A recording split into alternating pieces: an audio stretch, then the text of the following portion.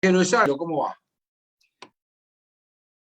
Tristón estoy, porque ayer se murió un amigo, un compañero, Jorge Cosia, un, un cineasta,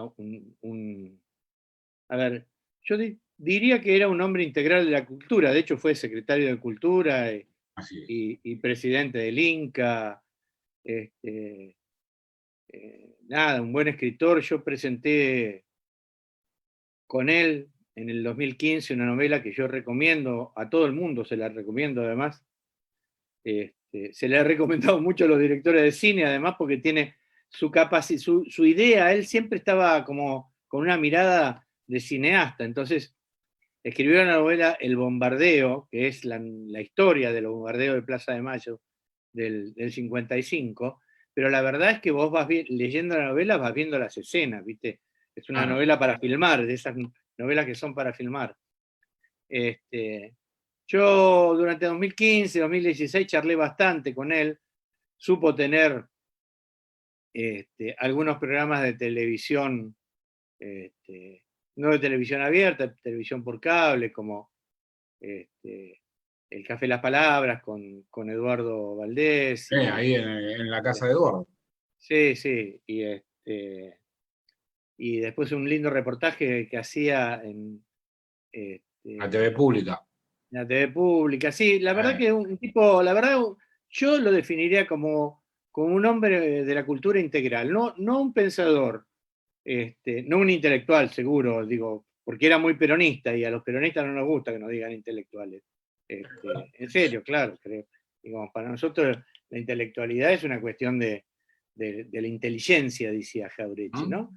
Y la verdad que me pegó porque este año perdí dos amigos cineastas, al Coco Blaustein, que era nada, un gran tipo, además, un discutidor profesional con el cual te enriquecías nomás discutiendo la realidad, y a Jorge, y salvando, la verdad que salvando las distancias. Yo sé que está muy difícil filmar y producir en la Argentina, pero no tenemos, vos sabés que en el peronismo, salvo Nicolás Capelli, que además ahora como es secretario de Cultura y Turismo de la ciudad de Luján, está más abocado a la función pública. Pero, claro, pero salvo Nicolás, y no tenemos, viste, los directores, los nuevos directores de la Argentina no son peronistas, esta es la verdad.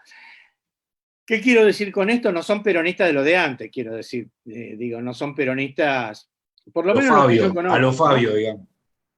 Claro, no son peronistas a los Fabio, no. Por ahí son progresistas, por ahí tienen una mirada, pero bueno, nada. La verdad que me pegó, además sufrió mucho, tuvo una enfermedad compleja, qué sé yo. Sí, vos sabés, así que, sí, perdón. Vos sabés que recordaba que el 8 de octubre, hace 2 años, en un cumpleaños de Perón, estuve con Jorge hablando, que lo conocí en realidad. Claro. Y la verdad que me pareció un tipo tan... Quizás no tenía, digamos, obviamente uno lo ve y entiende que es un tipo muy valioso, digamos, por su cultura, por su militancia, todo. Pero la verdad que me dio...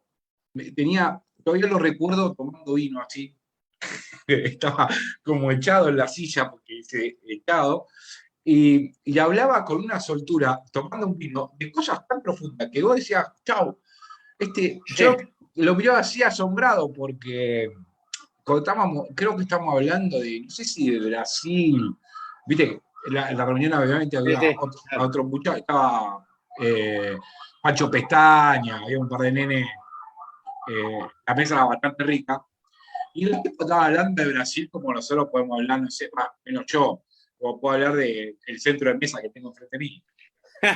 Pero ahora, era una cosa que, pero, de la cultura, de política, o sea, chabones que vos decías, ¿cómo pueden tener tanta información encima y volcarla tan melódicamente? Porque también hay forma de contar.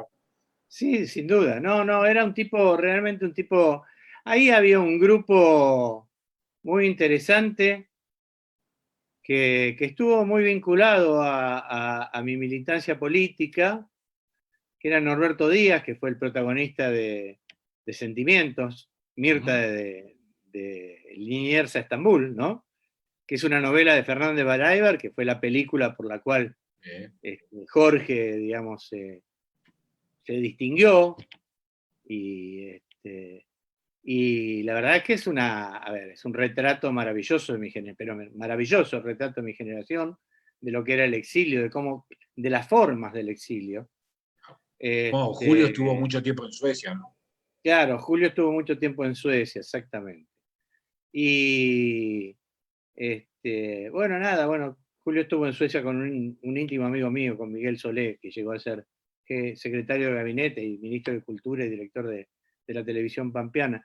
Bueno, nada, viste, un tipo al que cuando me pasó, esta semana me pasó 2 veces, una con Quique Mayorens y ahora por otra cosa, ¿no? Esta cosa que vos decís, de grande conocí a tipos que yo de chico los miraba como si fuesen inalcanzables, ¿no?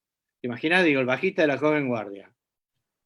Yo escuchaba El extraño del pelo largo en loop durante 6 horas en mi casa, claro. Y ahora soy amigo de Kiki, tomo café. Y con Jorge me pasó algo parecido, y qué sé yo. Digo, yo veía, creo que Mirta la vi 3 o 4 veces, y después resulta que conocí, es más, cuando yo estaba al frente del Dorrego, Julio y Julio Fernández Baraiba y Jorge eran algunos de los historiadores que estaban en el Dorrego, así que bueno, nada. Memorias muy recientes, muy recientes. Sí, Pero también amargado porque, viste, qué sé yo, la vida, lo que pasa, la política. Bueno, Esto es una se cosa. pone. Vos sabés que yo no estoy amargado. Vos sabés que, obviamente, cuando uno relata, a mí me está pasando, ¿no? Cuando estoy contando muchos que han votado al Frente de Todos, digamos, volviendo un poco a la realidad y saliendo un poco del recuerdo de Jorge. Y yo no sé si a vos te pasa, ¿no? Pero ese lo voté, pero las críticas, ¿no? Tienen unas críticas que no me gusta todo lo que hacen, ¿viste? Como que, ya no está, cuando vos preguntás qué es lo que no te gusta, la verdad que es todo, ¿no? Sí. Y esto lo empiezo a notar, digamos, en varios, ¿no? Entonces, cuando vos por ahí, nosotros que somos mucho más críticos de cemento, somos críticos, Sí. cuando vos le comentás un poco, ¿no? Las cosas en realidad por esa palabra lo que ellos no pueden Claro. comentar, porque por ahí no tienen todo el paneo, digamos, de la política normal, digamos. No como nosotros que estamos sobreinformados, tratamos de operar al almacenero, ¿viste? Bueno, estos tipos no, ¿viste? Trascienden la vida, van haciendo sus cosas, digamos, cosas importantes que vivir. Y cuando vos le empezás a comentar, ¿no? Obviamente te preguntan a vos, que consideran, digamos, tipos más informados, empiezan a darse cuenta que en realidad dice, che, pero no hay solución, ¿viste? Como que, bueno. Y te dice, pero bueno, te amargás. Digo, la verdad que no. Porque la Argentina no va a desaparecer, ¿no? El país, la patria es mucho más grande que los personajes, ¿no? No, claro, pero ¿sabes qué pasa, Gustavo? A mí, bueno, varias cosas, ¿no? Pero, por ejemplo, a mí este tema del Superior Tribunal de Justicia de la Ciudad Ah, de Buenos Aires, ¿no? Esto es la consumación. Nosotros hemos hablado mucho mucho en este programa. Yo digo, acordate, o lo tenés que tener bien. guardado, aquella charla sobre Carlos Tejedor y la batalla Ajá. de los corrales y Sí, sí. cómo Capital Federal, digo, engañando a las provincias, porque esa es la verdad. Capital Federal se constituye en la Capital Federal en una suerte de competencia con la provincia de Buenos Aires, en donde el resto de las provincias se ponen en contra de la provincia de Buenos Aires y le otorgan a Capital Federal un rol del que yo creo que se deberían estar arrepintiendo toda la vida. Lo que pasa es que hay una dirigencia en las provincias que la verdad que quisiera ser capitalina. Sí.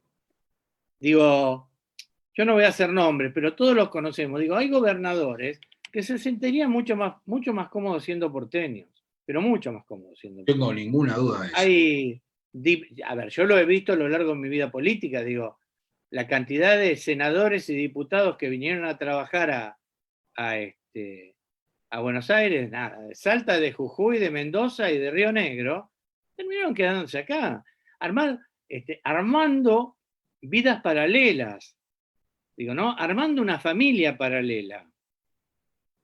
Entonces yo digo, no terminan de entender la peligrosidad de estas cosas. No terminan de entender que otorgarle la capacidad de revisar todos los dictámenes y las cuestiones de toda la justicia nacional al TSJ, digo, al Tribunal Superior de Justicia de la Ciudad de Buenos Aires, lo único que hace es terminar de redondear ese sueño centralista que nace, digo, si lo buscás bien, nace en 1810, pero se empieza a consumar en 1816, cuando los tipos, en 21 en realidad, cuando los tipos se traen el Congreso de Tucumán a Buenos Aires diciendo que van a bajar los españoles, ¿viste? Los van a matar a todos. Se traen el Congreso a Buenos Aires y hacen una constitución que era tan unitaria, pero tan unitaria, que no pudo pasar. Pero de ahí, a partir de ahí, toda la lucha es para consolidar a Buenos Aires como epicentro, como centro. Es la metrópolis, es la megalópolis. Pero es no solamente la megalópolis por construcción. Digo, acá está la guita, acá está el negocio, acá está lo financiero, acá está el puerto, pero además acá están las pandemias, las pestes, todas amarillas las pestes, además, ¿viste? Está todas amarillas, claro. Lo entiendo perfectamente, Carlos. Eso, acá está la soledad, las familias rotas, la no pertenencia, el no ser, o sea, el no tener trato con el otro. Yo digo, ¿viste? No se dan cuenta lo mal que se vive en Buenos Aires. Claro, lo que pasa es que todo lo que deslumbra también es todo lo que oculta, ¿no? O sea, a mí esto que decís vos del TCJ, creo que se empezó a consolidar, digamos, el golpe institucional. Claro. No por nada pasó lo que pasó con la Corte, porque no solo, en realidad, cada vez que nos encontramos siempre vemos una foto, ¿no?, de lo que va pasando, pero cuando uno empieza yo cuando hablo con vos, por ejemplo, me di cuenta de todo lo que va pasando, porque vamos tocando, digamos, distintas cosas. Por la parte tenemos una recursividad a la hora de vernos y hablar. Entonces vos ves, cuando vos ves lo de la película, cuando vos mirás la película, te das dando cuenta que se va consolidando un golpe institucional, no por nada, porque fíjate, pasa en la Corte, pasa el Tribunal Superior de Justicia de la Ciudad de Buenos Aires. Vidal pidiéndote la Cámara de Diputados, cuando nosotros en el 2015 le dimos la de diputados y la de senadores, porque no tenía ninguna mayoría. Así es. ¿Me entendés? Entonces, cuando vos empezás a mirar toda esta historia, ¿no? Macri, que no lo citan, no está, no se sabe, no tiene domicilio, es comúnmente un fantasma. ¿Me entendés? Y vos empezás a mirar ahí. Macri que no está, no sabe, no tiene domicilio, pero tiene un partido atrás que sale y explica lo que te dice, no, porque acá Macri está con responsabilidades políticas viajando y no se va a presentar. Y esto es una persecución política. Digo, lo que un partido político debería ser básicamente un reservorio de institucionalidad. Digo, cuando uno piensa en la democracia, yo te diría que la primera institución de la democracia es el partido político. En términos de mirada, casi te diría politológica. Digo, uno no puede pensar la democracia sin partidos políticos. De hecho, la Constitución así lo reconoce. Dice que los partidos políticos son la base de la democracia. Entonces, a mí me parece que usar la chapa, porque además no es digo, más allá de que el PRO existe y demás, el PRO no es mucho más que una chapa. Hay que ver, yo no sé cuántos afiliados reales tiene el PRO. Partido político privado, Carlos, siempre por eso. De esa manera. Entonces, a mí me parece que es muy peligroso esto, Pero vos sabés que yo no lo veo en términos de golpe institucional. Yo lo veo en términos de que finalmente van a terminar consolidando esta idea de que una nación que se piensa y se vive como federal, en realidad va a ser definitivamente unitaria. El centralismo va a ser no solamente formal, sino que además va a estar constituido políticamente. Digo, todo va a tener que pasar por Buenos Aires, Rodríguez Larreta va a recuperar su rol de virrey, ¿no es cierto? Solo va a cambiar el imperio, digo, en vez de depender de España, vamos a depender de un nuevo imperio que tiene una casita ahí en Los Boques de Palermo, y ya no dependemos ya. Bueno, pero quiero decir, pero va a ser en términos formales, hermano. Digo, no estamos cerca de ser Venezuela, ni Haití, ni Cuba, estamos cerca de ser Panamá. Bueno, es lo que van a venir y van a decir, si usted no hace lo que nosotros queremos, le cerramos el canal. Y nosotros vamos a decir, que no tenemos canal nosotros. No importa, vamos a abrir un canal para cerrárselo. Claro, pero vos fíjate, yo el otro día hablaba el viernes pasado en temas energéticos, por ejemplo, cómo trabajan, ¿no? Y el tema, por ejemplo, Gerardo Morales rechaza una empresa nacional estatal del litio, proyecto de Carlos Heller y Marcelo Penny. Sí. El litio es un mineral estratégico, no solo para acá, sino para el mundo, de las próximas décadas. Ahora, el tipo salió a decir que el cannabis es el que lo va a salvar y no el litio. El cannabis. Entonces, cuando vos ves cómo te están diseñando, porque, Carlos, lo que nosotros estamos hablando es esto, cómo te van diseñando esto, la embajada, el imperio. Bueno, pero eso digo, a ver, digo, este muchacho... El carcelero. Morales, que poco tiene que ver con su vecino Morales, además, el del otro lado de la frontera, existe, digo, por los permisos que le dan algunos lugares para existir, digo. Digo, es un tipo que se pasó 3 años en el Senado al borde de la piña. Digo, de acuerdo, sí, un tipo de lo más desagradable, además, personalmente de lo más desagradable. Pero también esa es una defección. A ver, yo conozco mucho el Jujuy y tengo una parte de mi vida en Jujuy. Y proyecté, después me asusté, otra parte de mi vida en Jujuy, mi vejez, digamos. Y he estado mucho, y amo Jujuy, adoro Jujuy. Hermoso. Pero digo, hay solamente un justicialismo, un peronismo peor que el de la ciudad de Buenos Aires y del justicialismo jujeño. Digo, es todo culpa nuestra, porque además el problema del justicialismo jujeño, el peronismo jujeño, es que quiere ser un peronismo rubio. Y además los peronistas, que no son rubios, pero son rubios en su cabeza, digamos. Los porteños jujeños. Claro, bueno, y ahí está el tema al que yo refiero. Porque si haces, yo te hago el ranking, hermano. Digo, hubo un gobernador de Salta, morocho si lo había, pero muy rico, al que le decían, además, sus compañeros del Senado, le decían Hong Kong, porque decían que era muy inglés, pero chino. ¿No? Que, bueno, nada, también él se veía rubio. ¿Cómo se veía rubio? A ver, yo le tenía mucho afecto, además, pero como se veía rubio Carlos Menem, como se ven rubios de repente y se distancian notablemente de los que son sus iguales, porque vos vas a la sociedad jujeña, a la ciudad de la sociedad jujeña, digo, y si a la señora le sacás la ropa de firma, de marca, digamos, y las manicuras, ¿viste?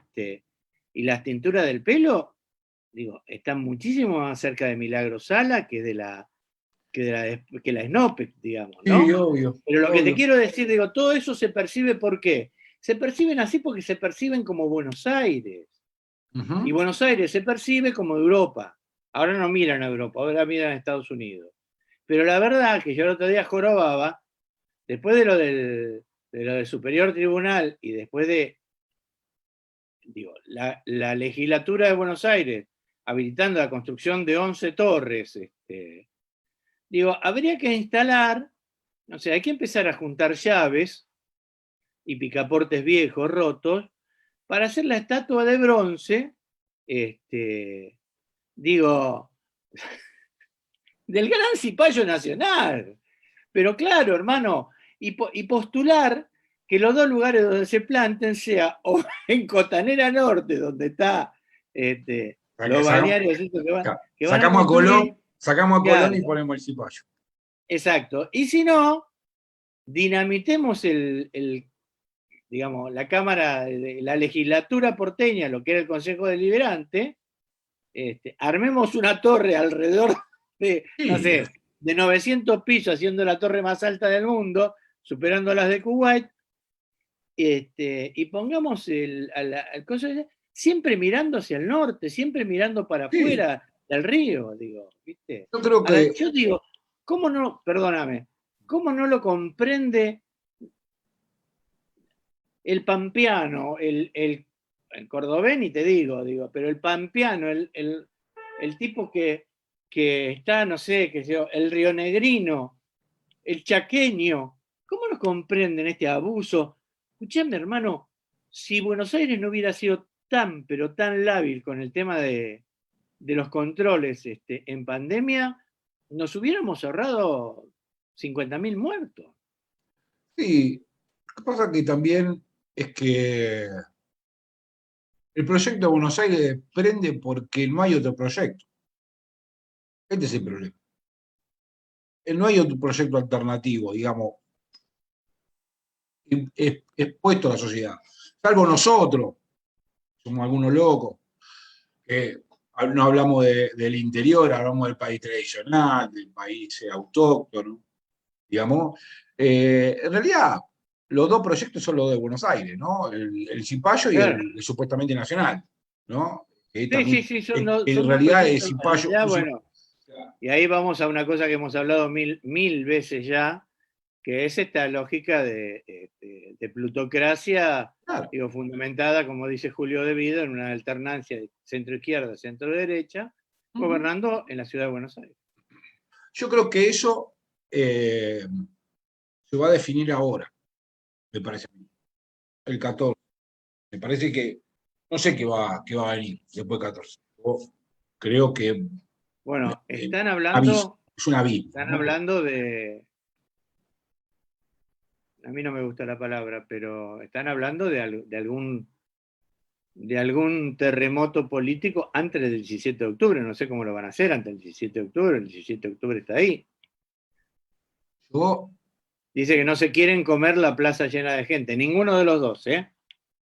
Porque no sé si viste que los dos actos que se están proyectando en función de las relaciones de los gobiernos, de los distintos gobiernos, tienen que ver, digo, el 17 es un acto cerrado, que sería el acto con el movimiento Cevita, con el movimiento Carolina, como le decían antes, y el otro es el 18, el de la CGT.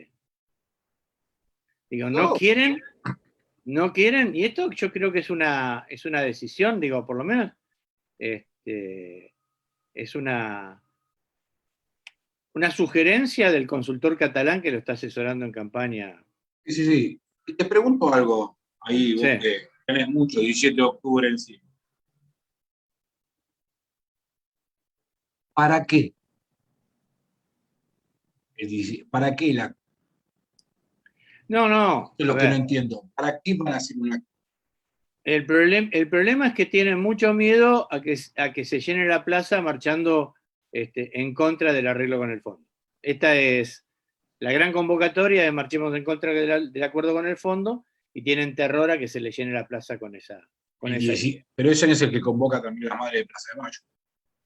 Bueno, claro. 17 de octubre, Plaza de Mayo.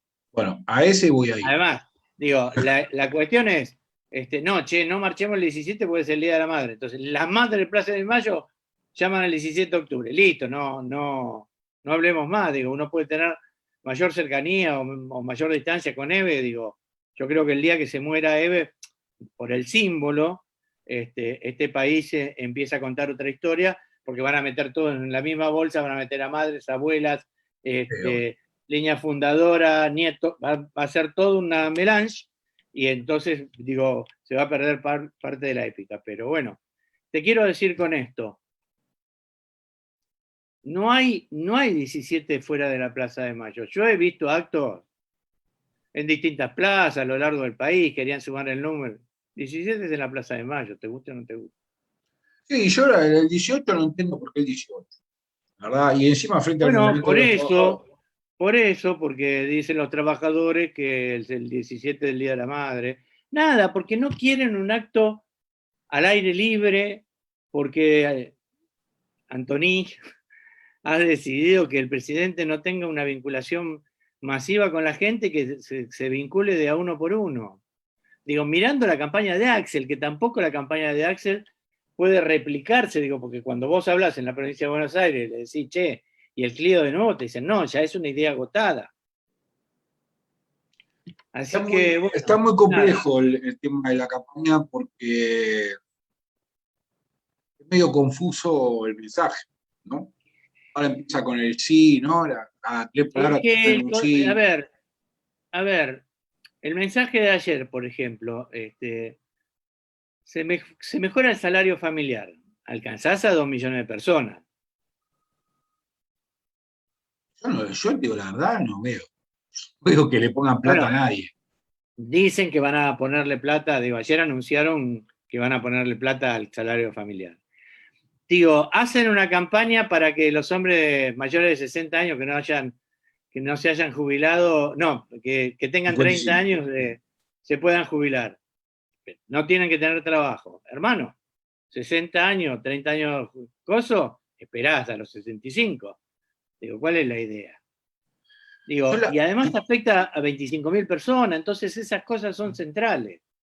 Es la política focalizada del menemismo.